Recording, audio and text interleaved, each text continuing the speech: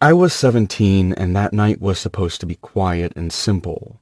My mom left for her night shift at the hospital just after 9, wearing the same tired expression she always had before work.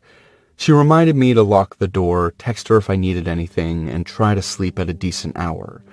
I nodded and watched her car disappear down the street. My brother wasn't home either. He had gone to spend the weekend with his girlfriend, which meant I had the entire place to myself. I had been looking forward to that. I liked the idea of being alone without anyone watching what I did.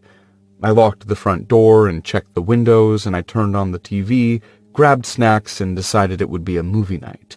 But I kept the kitchen light on because I didn't like seeing it completely dark when I walked past it. Eventually, I went to my bedroom with my laptop and phone. I closed the door and locked it without thinking too much about it. I sat on my bed chatting with friends, laughing quietly so the neighbors wouldn't hear. Around midnight, my friends started logging off one by one. I stayed awake, scrolling through videos and rewatching scenes from a movie I barely paid attention to. My phone battery was low, and I told myself I would sleep soon, but I didn't rush it. Before anything happened, there was a moment where my focus drifted away from the screen. I didn't hear a sound, but my body went still anyway. I stared at my bedroom door without knowing why, watching the thin line of light from the kitchen under it. That light changed. Slowly, something blocked it.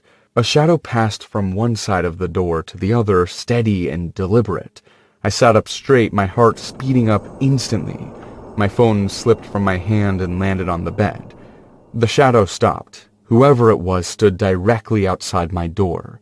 I stayed frozen, barely breathing, listening for footsteps or movement, but there was nothing. Then my mom's voice came from the hallway right behind the door. She told me to open up and say hello. Her voice sounded calm, relaxed, like she had just come home from the grocery store instead of work. My body reacted before my mind did. My hands started shaking so badly I had to press them into the mattress to steady them.